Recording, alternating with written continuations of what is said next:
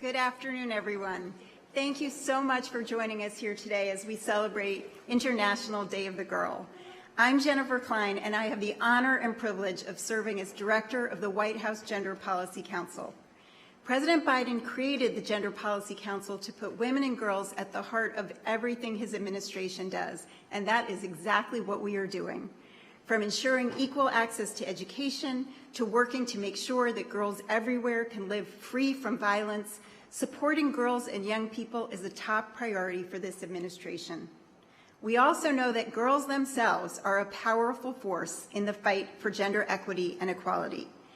Every year, the State Department recognizes the courage of incredible women around the world. This year, after hosting the International Women of Courage Awards, the First Lady came to us with an idea to recognize and celebrate the next generation of women leaders working to make change right here at home.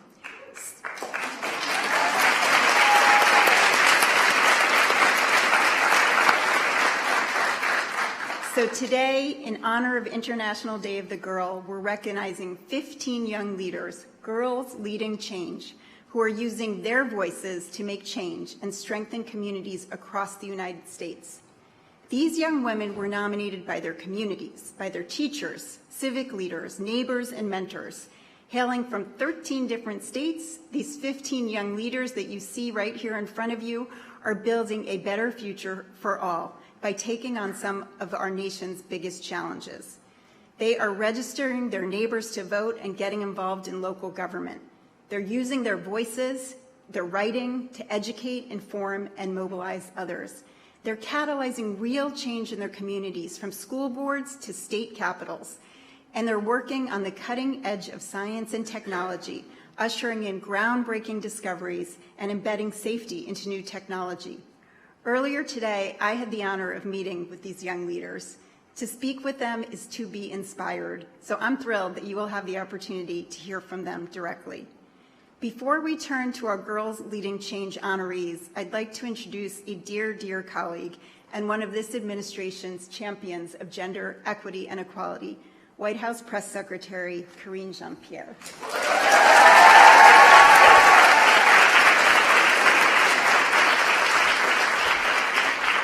Hi, everybody. How are you guys doing? So thank you so much, Jen. Isn't she amazing? Jen has done such amazing work. I also want to thank the First Lady, Dr. Biden, for having me here today. Thank you so much, Dr. B. And Dr. Biden has been a fearless advocate for women and girls. Getting to work for her and the president has truly, truly been an honor of a lifetime, and to be part of this administration has been just truly a dream. And I love this president, I really, really do. I do, but I will tell you that the First Lady is a true hero of mine. And the secret is I actually wouldn't be in this job if it wasn't for her. And so I also want to shout out our honorees today. Seeing your stories and the impacts you all have on your communities and the broader community is a real inspiration. When I mention Dr. Biden's advocacy on behalf of women, I use the word fearless. And I mean that. It is such an important word for us to kind of really embody, because here is a little secret for all of you. Being fearless while a challenge is all of our superpower. And I want to tell you about something not many people know that I started to share, is that there's a bracelet that I wear around my wrist right here. And I got it just around the time my daughter was born, and it says the word fearless on it. And I wear it just about every day. And I definitely wear it on days where I have to step behind the podium at the White House. Some days I even forget that I'm wearing it. But other days I look down searching for it, for a reminder that I can do big things. Because let's be honest, as women, as young women, we need to be fearless. To strive and thrive, we must be fearless, to bulldoze through the obstacles that are placed in front of us every day. And that's doubly true for women of color, queer women, trans women, disabled women, and other oppressed women who have twice as many obstacles in their way. We must fearlessly fight for our rights and our freedoms and the rights and freedoms of all women. In my eyes, a brave person is not someone who lacks fear, which is the actual definition in the English dictionary, but someone who feels fear and faces it head on. Someone who moves forward in spite of their fear. Fearlessness is taking a chance, knowing you may fail. Fearlessness is getting out of bed every day, even when it's hard. I know that may sound small for some people, but we each have our own fears, our own definition of fearlessness. Being fearless is one of the most important superpowers that we as women possess. Now, I'm not talking about Marvel or DC Comics movie, although I love Wakanda Forever. I'm talking about what it takes for us to wake up each day, take that breath, right? That breath of air, and put one foot in front of each other, just to face what comes our way. The willingness to be fearless is what has kept me standing in the face of adversity and humble in the face of admiration. My path has not been easy. It has had disappointments and setbacks, but it has been defined by hope and a willingness to stand up even when being told that I should stand down. Now, I want to be honest with you for a second. I know I've spent the last couple of minutes here talking about fearlessness and how women need to be fearless. But I'd be lying to you if I told you that I'm fearless every day. We can't be perfect all the time. Some days we're fearless, some days we're exhausted, overwhelmed, and depleted, and that's okay. I heard Dr. B say this yesterday in a video that I watched where she says it's okay to not be okay. And it's true. It's okay to not be okay. Some days we must tackle our fears head on, and other days we need to give ourselves grace so that tomorrow we can rise and be fearless again. We all have this superpower, and I see it in many of you. You are already fearless advocates, fearless leaders, and I can't wait to see what you all do next. It is a real pleasure to be with you today, to witness your accomplishments, to witness your fearlessness. And it is now my honor and my pleasure to introduce the First Lady of the United States.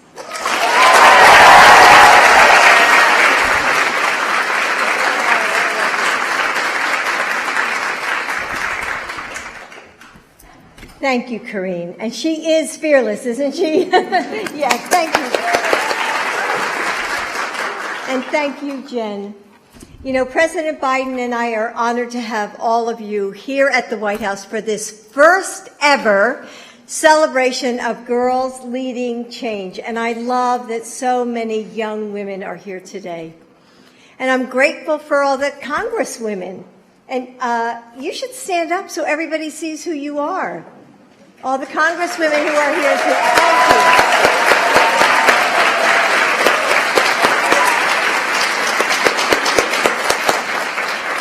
Thank you. Thank you. So they've taken the time to be here today and see these girls who represent their states. And the girls on this stage are using their voices to change their communities and shine a light on issues that are often overlooked.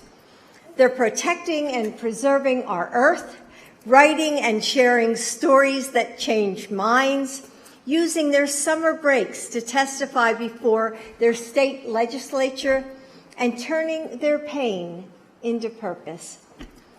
We often tell young people like you that, that you're our future, and it's true. But you're also our present. And there was no magic in the moment when you were given the keys to change the world. No dividing line between dreaming of leading and becoming a leader. You saw something that you knew was wrong, and you decided to fix it. You represent every girl's potential, like every single girl in this room. Because every girl can do incredible things, and you're never too young to fight for what you believe in. We need your insight and your innovation, your strength and your hope right now. So I know that we all want to get to know these young women a little bit more. So we've asked them to introduce each other and share what makes each of them shine. So I'm going to bring them up in pairs. So I'm going to introduce the first two. Gitanjali, did I say that correctly? Close. It's Gitanjali. Gitanjali, I know, and I practiced that too. And Leela. Okay, so come on up. Go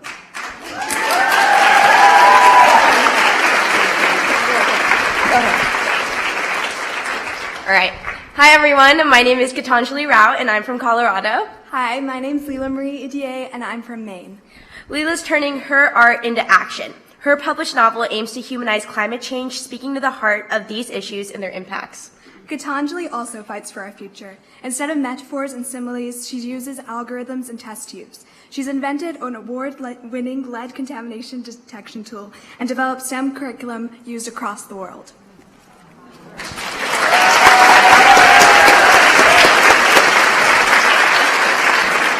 Thank you, Gitanjali. See, I can say it. Thank you. Now, please welcome Anja and Avery.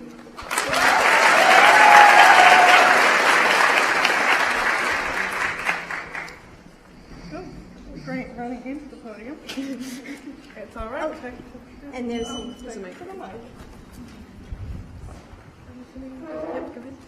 Hi, I'm Anya Herman, and I'm from River Forest, Illinois. And I'm Avery Turner. I'm from Colorado Springs, Colorado. I have the pleasure of introducing my new friend Avery to you all. Avery supports military teens like herself. She moved 10 times while her dad served our military in the Air Force and now writes about her experiences to foster community, connection, and belonging with other military teens. Anya also understands the importance of writing. Her essays have given voice to her experiences as a disability rights activist, and her research has spotlighted how schools can better serve students with disabilities. Thank you.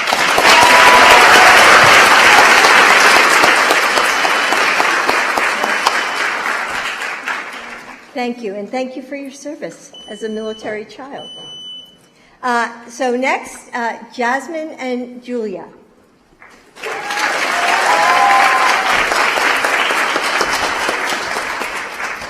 Hi, I'm Jasmine Cáceres, and I'm from Uvalde, Texas. And hi, I'm Julia Garnett, and I'm from Hendersonville, Tennessee. Julia is fighting book bans in public school and county libraries. She promotes the freedom to learn, and like me, she wants to ensure schools are safe and welcoming for all students. And Jasmine is a national leader in the movement to prevent gun violence. As someone engaging my community on this very issue, I'm grateful for your bravery and your tireless work to fight for Jackie's legacy. Thank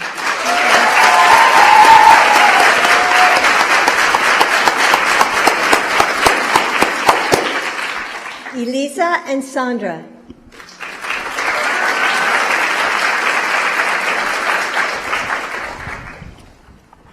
Hi, I'm Elisa Martinez, and I'm from Las Vegas, Nevada. And my name is Sandra Yucca, and I'm from Orlando, Florida. At her high school, Sandra created the first Black student union in her county. And Elisa founded her high school's Latino student union. Sandra launched initiatives on civic education and voter registration within her school district and city. And Elisa served as a poll worker to help Spanish-speaking voters, also furthering civic education in her own community.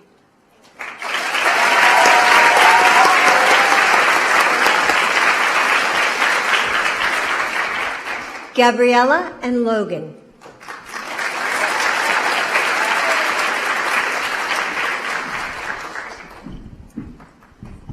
Hello, everyone. I'm Gabrielle Anakai. I'm from Phoenix, Arizona. And I'm Logan Hennis from New York City. Logan works to counter anti-Semitism in her community, and she doesn't stop there. She also supports her peers in leading similar work in schools and communities across the country. For Gabriella, there's not just one way to uplift Native communities. She supports youth mental health, grows sustainable Native produce, promotes seed saving, and founded her school's Native American Club.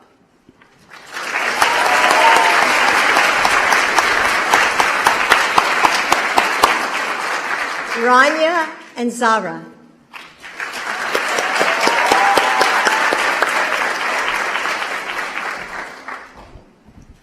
Hello, everyone. I'm Rania Zuri, and I am a third-generation West Virginian. Hello, everyone. I'm Zahra Rahimi, and I live in Alexandria, Virginia, and I'm originally from Afghanistan. Zahra supports refugees in her community. She created a literacy program that served over 60 kids this summer and has advocated for English as a second language services in Alexandria schools as a student representative to the Alexandria City Board of Education. And through her literacy nonprofit, Rania's helped bring new books to 28,000 preschoolers in all 50 states. The power to read can change lives, and that's what Rania is doing every day.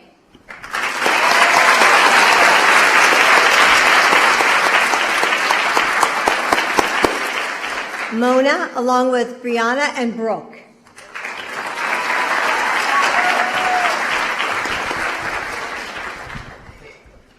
Hello, I'm Brianna Bennett. And I'm Brooke Bennett, and we're from Montgomery, Alabama. And I'm Mona Cho, and I'm from Redondo Beach, California. Mona uses storytelling and film to combat online harassment and abuse through documentaries and interviews. Raising awareness so that youth and teens, especially girls, can feel safe online and protect their mental health. When Brianna and Brooke were 12, they collected menstrual and hygiene supplies for girls in a local housing project. Since then, they've built an organization that serves thousands and advocated for a state law that funds period products in public schools. That law passed last year.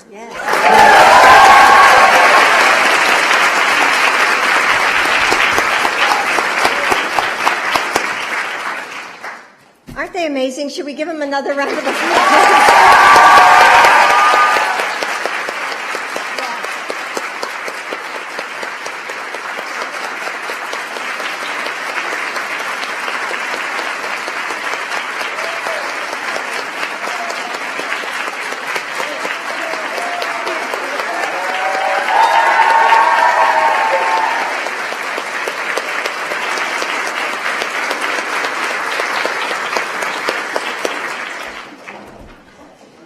When women lift each other up, when we celebrate each other's successes, when we help each other soar, it's always so powerful.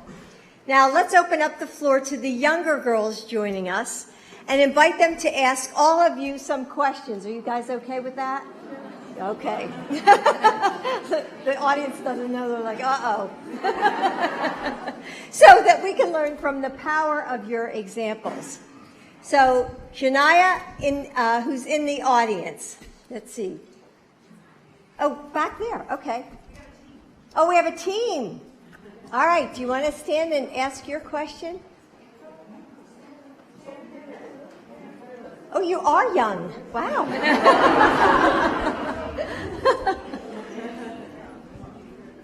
What do you want to be when you grow up? A teacher or a vet? Oh, say that louder, teacher. A teacher or a vet? Deborah, you're next. Oh, here we are.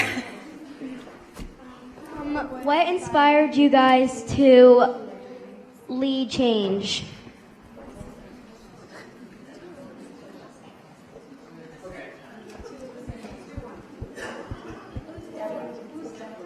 What inspired you guys to lead change?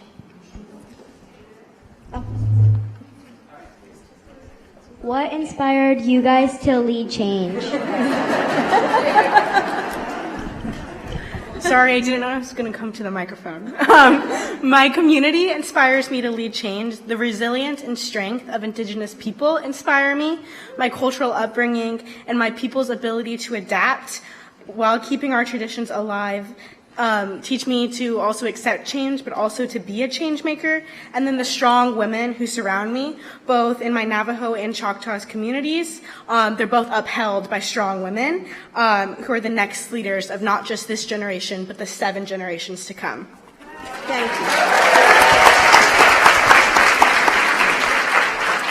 For me, the global pandemic was what really sparked my interest in climate activism and also a deeper love for the natural world. And it was this time when I also began to journal again, and my love for writing was reignited.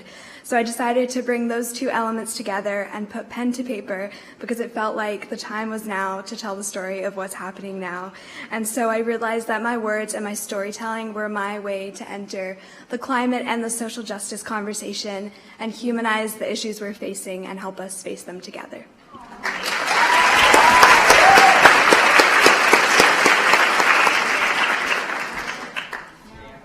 Shania? Oh, here we go. Do you have any advice for young women who are unsure of how to get their start in making change? As I wait for this thing to do its job. There we go. I think this is my question and answer, so thank you so much. Oh, okay, I have to actually use the microphone. Things you learn. So I would say don't think about it like you're making change in the abstract, because I think that can be intimidating. But think of it like, what do you need in your community right now? That should be step one. And then how can you broaden that to reach your community as a whole? And really, you just have to make the change for the future you. What do you want to see? Remember that making change, especially at even a local, federal, state, any level, it's a team effort. You don't have to do it all yourself. You can't do it all yourself. So all you really should focus on is changing your own corner. Because guess what? You guys are here, so you've already taken the hardest step. You've decided to start. Now you just gotta follow through. And I'm rooting for all of you.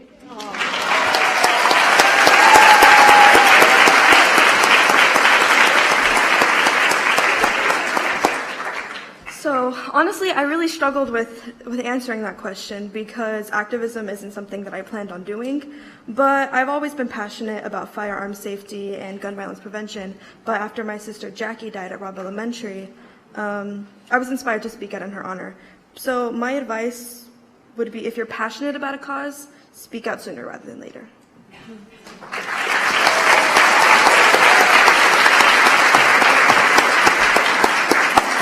Okay, Versha? Are you a Girl Scout? Oh, I love that. I was a Girl Scout. Go ahead. In today's rapidly changing world, what are the key skills and qualities you believe young girls should cultivate to be effective leaders and change makers? Awesome. First of all, nice to meet you. Great question. I personally think that there's never really a perfect formula to creating the perfect leader. So you can never technically look upon it that way. But I think one of the biggest skills that represents me and who I am is the importance of risk-taking and building a fearless mindset. We talked a little bit about that as you continue to go down your own path, right? And I'm proud to say that the reason I'm up on the stage is because I've failed more times than I've succeeded. And that's quite literally made me the person that I am. And it's important to not stigmatize failure and messing up, which is so much easier said than done, because your biggest enemy is your own self-doubt. And nobody can stop you from changing the world except for yourself. So.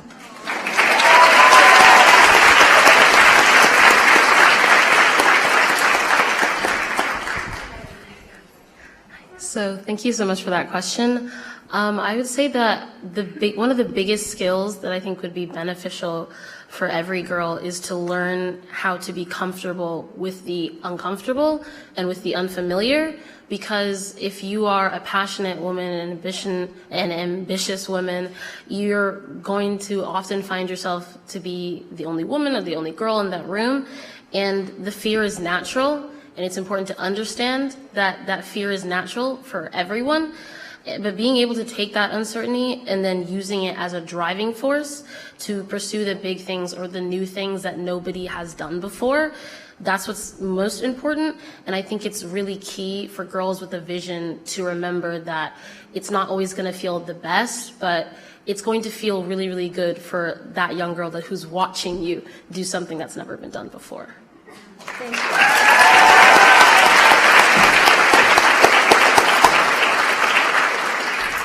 So thank you for all of your questions, and I want to thank the girls up here for all of your thoughtful answers. So as you walk forward on the path of your life, I want you to remember who's behind you, those girls following in your path. To the young girls in the audience, I hope that you leave here knowing that your boldness is beautiful, that you belong in all places of power, that your future can be anything you want it to be, and that you will never be in this alone.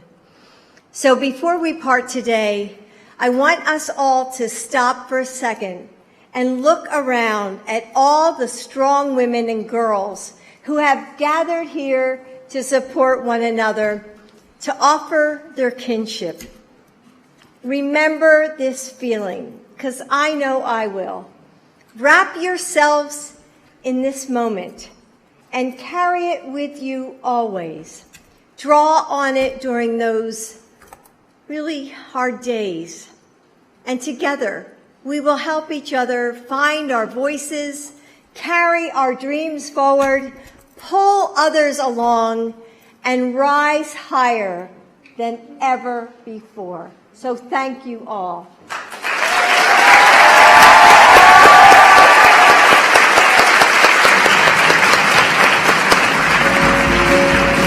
Now please enjoy the reception. Thank you. All right, ready?